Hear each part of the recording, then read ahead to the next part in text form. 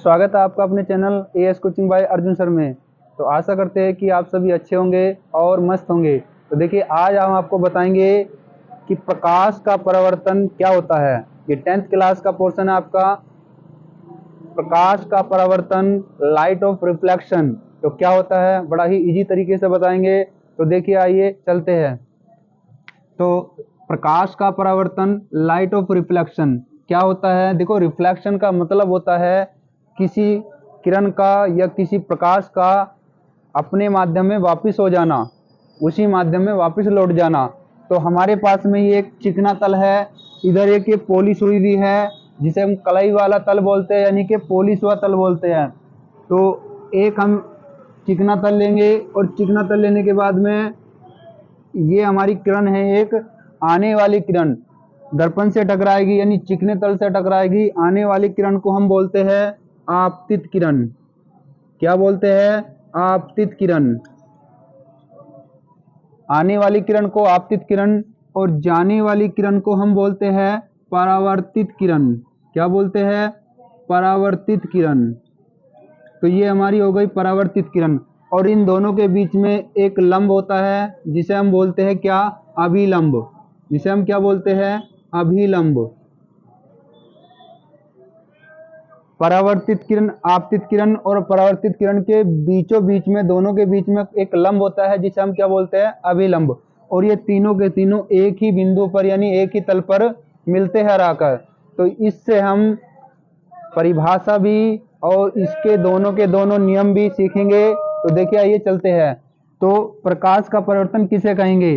जब प्रकाश की किरण किसी चिकने तल से टकराती है तो उसका अधिकांश भाग वापस लौट जाता है। तो इस घटना को प्रकाश का परावर्तन कहते हैं। दोबारा से देखिए जरा। जब कोई प्रकाश की किरण किसी चिकने तल से टकराती है तो उसका अधिकांश भाग वापस लौट जाता है। तो इस घटना को हम क्या कहते हैं? प्रकाश का परावर्तन। ठीक है, इसके बाद में हम नियम पढ़ेंगे। इसके नियम कितने हैं? 2। प्रकाश के परावर्तन के 2 नियम हैं। इसी चित्र के माध्यम से हम परिभाषा भी पढ़ेंगे और इसी चित्र के माध्यम से हम इसके नियम भी पढ़ेंगे। तो परिभाषा तो हमने पढ़ लिया है, अब हम नियम पढ़ते हैं। तो पहला नियम क्या होता है? देखिए ध्यान से, कि आपतित किरण और परावर्तित किरण एवं अभिलंब तीनों एक ही तल पर होते हैं। तो इसका ये पहला नियम है। कौन कौन से? आपतित किरण, आपतित किरण, कोमा परावर्तित किरण, कोमा परावर्तित किरण एवं अभिलंब, एवं अभिलंब तीनों कहाँ होते हैं? तीनों एक ही तल पर होते हैं। तीनों एक ही कहाँ पर होते हैं? तल पर। तो देख सकते हो आपतित किरण और परावर्तित किरण एवं अभिलंब तीनों एक ही तल पर होते हैं। ये इसका पहला नियम है। दूसरा नियम क्या होता है? कि अभिलंब और आपतित किरण के बीच में कौन सा कोण बनेगा? आपतन कोण। कौन सा कोण है ये? आपतन कोण, जिसे हम आई से प्रदर्शित करते हैं। और अभिलंब और परावर्तित किरण के बीच में कौन बनेगा? परावर्तन कोण। इसे बोलते हैं परावर्तन कोण, जिसे हम आर से प्रदर्शित करते हैं। तो देख सकते हो कि आपतन कोण और परावर्तन कोण सदैव बराबर होते हैं।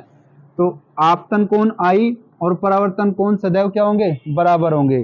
तो आपको लिखना है कि आपतन कोण,